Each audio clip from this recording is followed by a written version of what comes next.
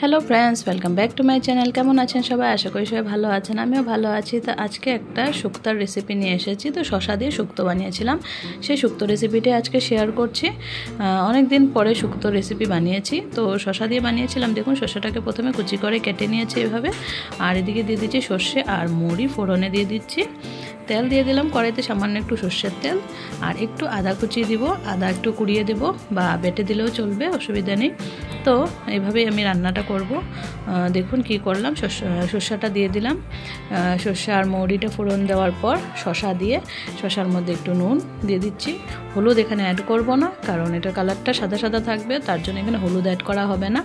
তো শসাটা দিয়ে সুন্দর করে নাড়াচাড়া করে নিচ্ছি। দেখুন, কিছু সময় নাড়াচাড়া করার পর শসাটার থেকে জল ছেড়ে দেবে। জল ছেড়ে দিলে মজে যাবে শসাটা। খুবই ইজি রেসিপি, আর খেতে খুবই দুর্দান্ত লাগে, খুবই টেস্টি হয়। আর এই গরম দিনে তো খুব ভালো, পেট ঠান্ডা রাখে এই রেসিপিটা।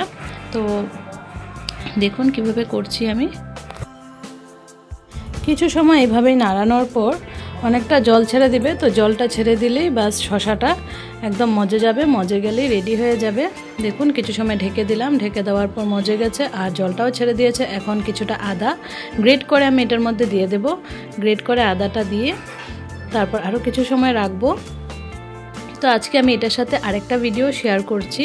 তো এই ভিডিওটা আমার গ্যালারিতে ছিল, তো ভাবলাম একসাথে শেয়ার করে দিই। আর এই ভিডিওটা ছোট হবে, তার জন্য দুটো ভিডিওকে আজকে একসাথে শেয়ার করছি। দেখতে থাকবেন, ওই ভিডিওটাও দেখে আপনাদের ভালো লাগবে। তো দেখুন, সুন্দর করে শসাটাকে ভালো করে মিশিয়ে দিচ্ছি, ভালো করে মিক্স করে নিচ্ছি। এখন একটু চিনি দিয়ে দিলাম। তো আর কিছুই লাগবে না, বাস আমাদের শুক্তো রেসিপিটা একদম রেডি। তো আপনারা যদি কেউ শসা দিয়ে শুক্তো খাননি, তখন একবার আপনারা বানিয়ে দেখবেন, নিশ্চয়ই ভালো লাগবে আপনাদের খেয়ে। আর গরম দিনে তো বেশ ভালো এই রেসিপিটা খাওয়া। তো শুক্তো রেসিপি আমার পুরোপুরি রেডি, আমি সার্ভ করে নিচ্ছি। তারপর নেক্সট ভিডিওটা আপনারা দেখে নিন। গরম না? হ্যাঁ, গোলা বানাই? বানাও। ঠিক হ্যাঁ। তো ফ্রেন্ডস, গোলা বানানোর জন্য আমি একটা ছোট দেখে কাপ নিয়ে নিলাম। এখন আমি খালি দুটো জিনিস দিয়েই আমি হোমমেড একদম ফাস্ট গোলা বানানো শিখাবো। তো প্রথমে একটা গ্লাস নিলাম, সঙ্গে নিব একটা আইসক্রিম স্টিক, দেন আমাদের লাগে একটা স্পুন। তারপরে আমাদের যে ফ্রিজের যে ডিপ ফ্রিজ থাকে, ওইখান থেকে এরকম করে বরফগুলো আমরা কালেক্ট করব। সো ফ্রেন্ডস, দেখুন বরফগুলো আমি কালেক্ট করে নিয়েছি। এখন যে আমাদের গ্লাস ছিল, ওইটাকে আমরা বরফগুলো এটার মধ্যে কালেক্ট করব। তখন আমি হ্যান্ডের ইউজ করে এটার মধ্যে ভরে দিব। ফ্রেন্ডস, একটু বরফ আমি ঢুকিয়ে নিয়েছি। এখন আমরা এটার মধ্যে আইসক্রিম স্টিকটা চেপে দিব। ভালো করে এটা মিডিলের মধ্যে আমরা প্রেস করব, এন্ড দেন আমরা এটাকে ভালো করে প্রেস করব পুরো নিচে অবধি। ফ্রেন্ডস, এরকম করে আমি চেপে দিয়েছি। এখন উপর দিয়ে আরো বরফ আমরা দিব। একটু বরফ দেওয়ার পরে আবার আমরা প্রেস করে নিলাম।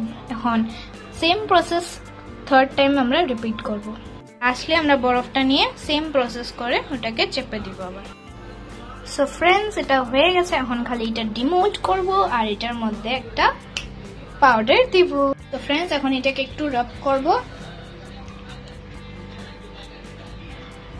দেখুন ফ্রেন্ডস, কত পারফেক্ট গোলা হয়েছে। এখন এটা একটা কাপের মধ্যে রেখে আমাদের সেকেন্ড ইনগ্রেডিয়েন্টটা হলো গ্লুকন-ডি। আমি এটা অরেঞ্জ কালার ফ্লেভারটা নিয়েছি। আপনারা